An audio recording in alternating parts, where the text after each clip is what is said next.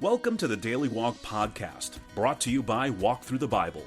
The Daily Walk Podcast is a daily devotional that will guide you on a life-changing journey through the Bible in 1 year. Join us every day to hear the entire Bible in a year, alongside a daily devotional thought that will help bring God's Word alive for you. Today's Daily Walk devotion comes from Esther chapters 8 through 10. The final chapters of Esther's drama read like the ending of a fairy tale. Mordecai is promoted, the Jews' enemies are destroyed, and Esther secures letters from the king establishing the Feast of Purim as a perpetual reminder of God's great deliverance. In the epilogue in chapter 10, Mordecai receives historical recognition in the Persian annals.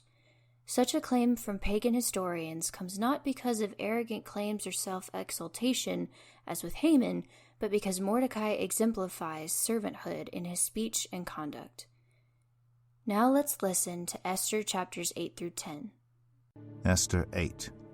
That same day, King Xerxes gave Queen Esther the estate of Haman, the enemy of the Jews, and Mordecai came into the presence of the king, for Esther had told how he was related to her. The king took off his signet ring, which he had reclaimed from Haman, and presented it to Mordecai, and Esther appointed him over Haman's estate. Esther again pleaded with the king, falling at his feet and weeping. She begged him to put an end to the evil plan of Haman the Agagite, which he had devised against the Jews. Then the king extended the gold scepter to Esther, and she arose and stood before him. "If it pleases the king," she said, "and if he regards me with favor and thinks it the right thing to do, and if he is pleased with me, let an order be written overruling the dispatches that Haman, son of Hammedatha, the Agagite, devised and wrote to destroy the Jews in all the king's provinces. For how can I bear to see disaster fall on my people? How can I bear to see the destruction of my family?" King Xerxes replied to Queen Esther and to Mordecai the Jew, "Because Haman attacked the Jews, I have given his estate to Esther, and they have impaled him on the pole he set up. Now write another decree in the king's name in behalf of the Jews as seems best to you, and seal it with the king's signet ring. For no document written in the king's name and sealed with his ring can be revoked." At once the royal secretaries were summoned. On the 23rd day of the 3rd month, the month of Sivan, they wrote out all Mordecai's orders to the Jews and to the satraps, governors, and nobles of the 127 provinces stretching from India to Cush. These orders were written in the script of each province and the language of each people, and also to the Jews in their own script and language. Mordecai wrote in the name of King Xerxes, sealed the dispatches with the king's signet ring, and sent them by mounted couriers who rode fast horses especially bred for the king. The king's edict granted the Jews in every city the right to assemble and protect themselves, to destroy, kill, and annihilate the armed men of any nationality or province who might attack them and their women and children, and to plunder the property of their enemies.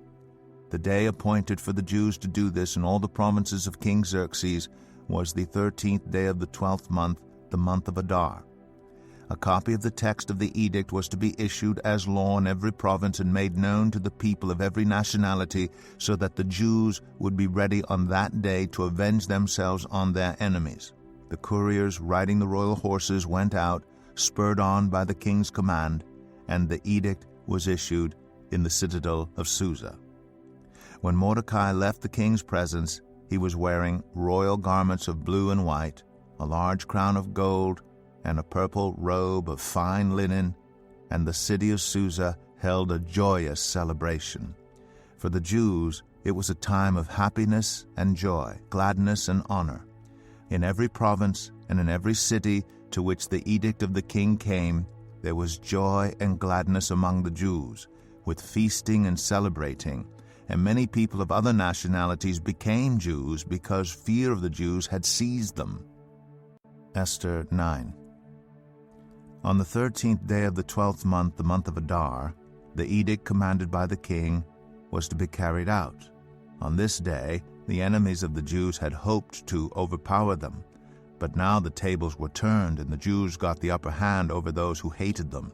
The Jews assembled in their cities, in all the provinces of King Xerxes, to attack those determined to destroy them. No one could stand against them because the people of all the other nationalities were afraid of them. And all the nobles of the provinces, the satraps, the governors, and the king's administrators helped the Jews, because fear of Mordecai had seized them. Mordecai was prominent in the palace. His reputation spread throughout the provinces, and he became more and more powerful. The Jews struck down all their enemies with the sword, killing and destroying them, and they did what they pleased to those who hated them. In the citadel of Susa, the Jews killed and destroyed 500 men. They also killed Parshandatha, Dalphon, Aspatha, Paratha, Adalia, Aradatha, Parmashta, Arasai, Aradai, and Vizatha, the 10 sons of Haman, sons of Hammedatha, the enemy of the Jews. But they did not lay their hands on the plunder. The number of those killed in the citadel of Susa was reported to the king that same day. The king said to Queen Esther, "The Jews have killed and destroyed 500 men and the 10 sons of Haman in the citadel of Susa. What have they done in the rest of the king's provinces? Now what is your petition? It will be given you. What is your request? It will also be granted." "If it pleases the king," Esther answered, "give the Jews in Susa permission to carry out this day's edict tomorrow also, and let Haman's 10 sons be impaled on poles." So the king commanded that this be done. An edict was issued in Susa, and they impaled the 10 sons of Haman. The Jews in Susa came together on the 14th day of the month of Adar, and they put to death in Susa 300 men, but they did not lay their hands on the plunder. Meanwhile, the remainder of the Jews who were in the king's provinces also assembled to protect themselves and get relief from their enemies. They killed 75,000 of them, but did not lay their hands on the plunder. This happened on the 13th day of the month of Adar, and on the 14th they rested and made it a day of feasting and joy. The Jews in Susa, however, had assembled on the 13th and 14th, and then on the 15th they rested and made it a day of feasting and joy. That is why rural Jews, those living in villages, observe the 14th of the month of Adar as a day of joy and feasting, a day for giving presents to each other. Mordecai recorded these events, and he sent letters to all the Jews throughout the provinces of King Xerxes, near and far, to have them celebrate annually the 14th and 15th days of the month of Adar as the time when the Jews got relief from their enemies, and as the month when their sorrow was turned into joy and their mourning into a day of celebration. He wrote them to observe the days as days of feasting and joy and giving presents of food to one another and gifts to the poor. So the Jews agreed to continue the celebration they had begun, doing what Mordecai had written to them. For Haman, son of Hammedatha, the Agagite, the enemy of all the Jews, had plotted against the Jews to destroy them and had cast the pur, that is, the lot, for their ruin and destruction.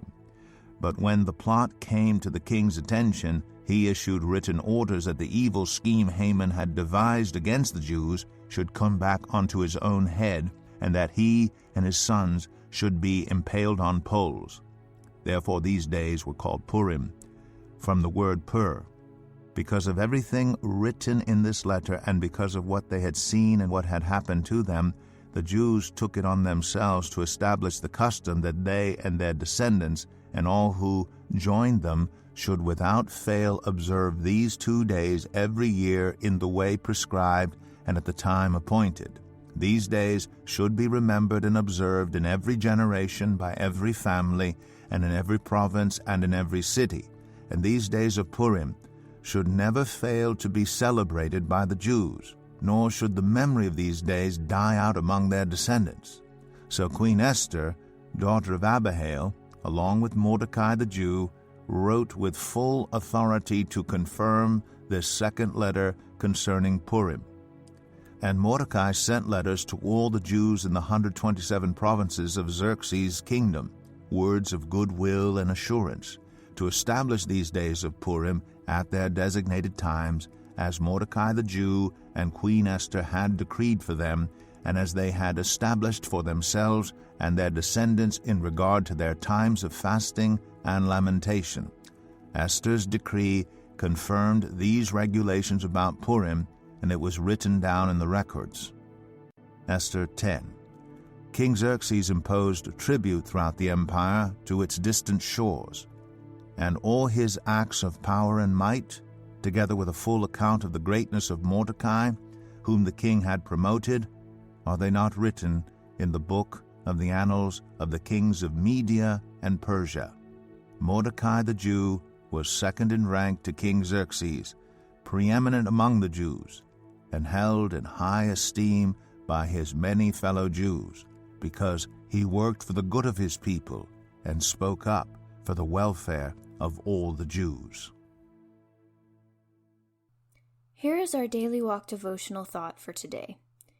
If you have ever watched an Oscar or Emmy Awards presentation, you have probably heard many of the winners attribute a large portion of their success to the director. Can you suggest why? Now that you have completed reading the Book of Esther, a divine drama that unfolds on the real stage of history, to whom do you think Esther and Mordecai would attribute their success? Think back over the characters you have met in the book, and then briefly answer the following questions. 1. How many events in the book clearly demonstrate God's sovereign control? 2. What is one lesson you can learn from Esther's 2 banquets or Mordecai's unrewarded kindness? And 3. What is one way you can cooperate with the director of your life to bring glory to him? Thank you for joining us today for the Daily Walk podcast from Walk Thru the Bible. Be with us tomorrow as we continue our life-changing journey through the Bible in a year. Love this episode of the Daily Walk podcast? We'd love for you to rate and give us a review on iTunes or Google Play. Make sure you subscribe so you won't miss an episode as we walk through God's Word together. For more resources to help you live God's Word, visit walkthru.org. That's WALKTHRU.org. Walk through the Bible. Take a walk, change the world.